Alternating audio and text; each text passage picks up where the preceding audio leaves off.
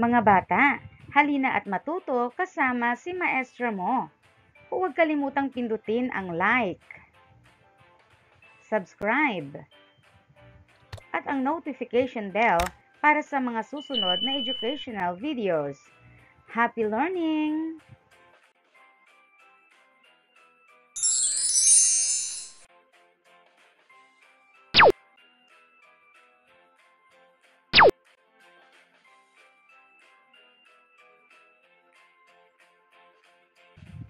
Mga layunin na ipakikita ang pagiging madasalin sa pamamagitan ng sariling panalangin para sa ikabubuti ng sarili, na patutunayan na ang pansariling panalangin ay paraan ng pakikipag-ugnayan upang maipahayag ang pagmamahal sa Diyos.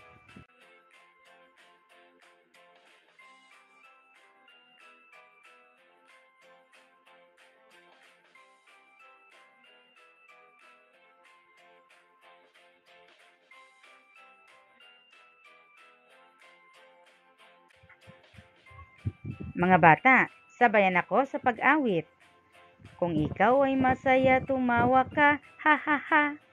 Kung ikaw ay masaya, tumawa ka, ha ha ha. Kung ikaw ay masaya, buhay mo ay sisigla.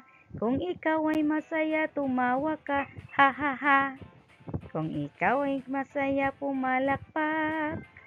Kung ikaw ay masaya, pumalakpak. Kung ikaw ay masaya, buhay mo ay sisigla. Kung ikaw ay masaya, pumalakpak.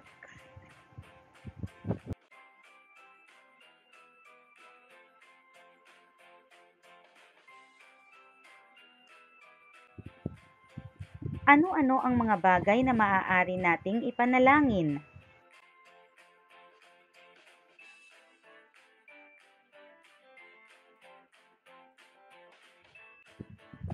Sabihin kung tama o mali ang mga sitwasyong nabanggit. Maaari kong ipanalangin ang kahit sino.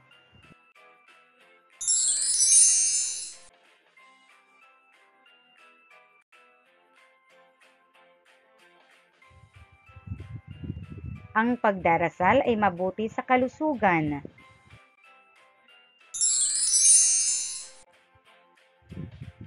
Mabuti ang ipagdasal ang iba.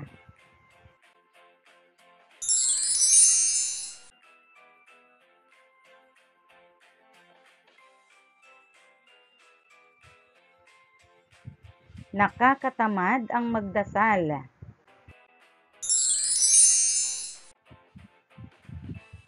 Ako ay nagdarasal lamang kapag may gusto akong hingin sa Diyos.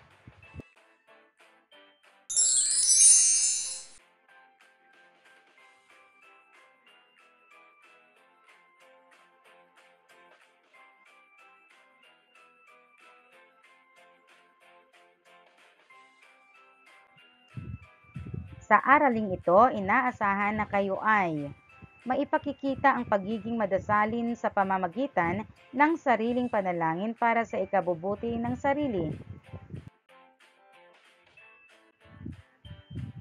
Mapatutunayan na ang pansariling panalangin ay paraan ng pakikipag-ugnayan upang maipahayag ang pagmamahal sa Diyos.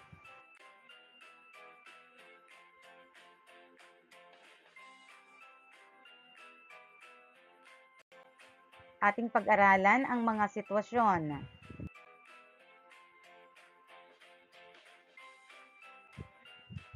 Si Pepito ay 7 taong gulang. Siya ay nananalangin para sa kanyang pamilya. Ito ang laman ng panalangin ni Pepito. Panalangin para sa kanyang tatay. Kalakasan sa katawan upang patuloy na maitaguyod ang sambayanan. Panalangin para sa kanyang nanay. Kalakasan ng katawan upang makalinga ang buong pamilya.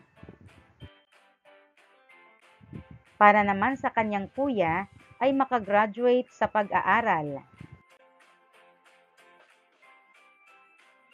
Ang kanyang panalangin naman para sa kanyang ate ay makahanap ng trabaho.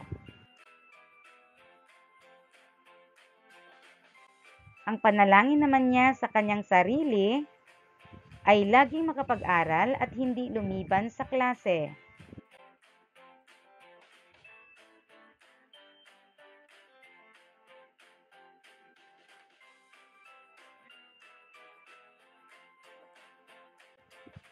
Pagkatapos nating malaman ang ipinananalangin ni Pipito, ay kayo naman ang gagawa ng inyong sariling panalangin para sa inyong sarili at para na rin sa iba. Isulat ang inyong panalangin sa hiwalay na papel. Malaya kayong makapamili ng mga sitwasyon na ayon sa inyong nararanasan. Sa paggawa ng panalangin ay maaaring gawing gabay ang mga sumusunod. Halimbawa, panalangin para sa iyong sarili. Maging masipag sa pagtulong sa gawaing bahay. Halimbawa naman sa magulang o tagapag-alaga. Ingatan sila sa araw-araw. Sa kapatid o kamag-anak. Kagalingan sa karamdaman. Panalangin para sa kamag-aral. Katalinuhan sa pag-aaral. Para naman sa kaibigan, makapasa sa pagsusulit.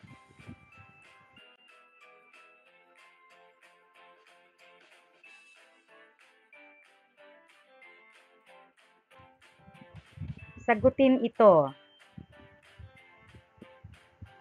Ano ang iyong panalangin para sa iyong sarili, magulang o tagapag-alaga, kapatid o kamag-anak, kamag-aral, kaibigan? Ano ang damdamin mo habang sumasagot sa ating gawain? Bakit mahalaga na ipanalangin ang kapwa? Ipaliwanag. Bakit mahalaga na ipanalangin ang sarili? Ipaliwanag.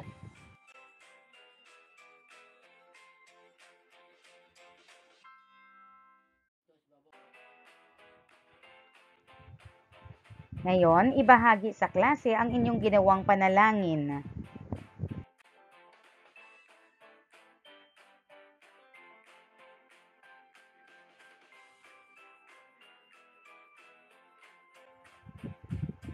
Paano mo maipakikita ang pagiging madasalin sa pamamagitan ng sariling panalangin para sa ikabubuti ng sarili? Paano mo maipapahayag ang pagmamahal sa Diyos?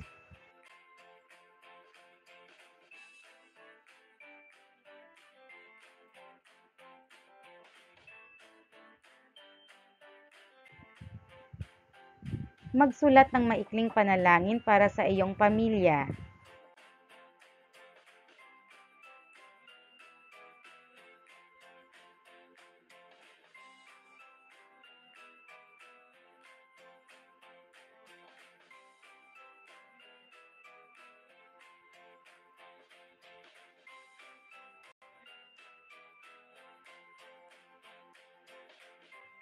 May sakit ang isa sa miyembro ng iyong pamilya. Ibig mo siyang ipanalangin. Ano ang sasabihin mo sa iyong panalangin? Ibahagi ang iyong sagot sa klase. Alam kong marami kang natutunan sa araling ito. Huwag kalimutang i-like at i-share ang ating video. Hanggang sa muli!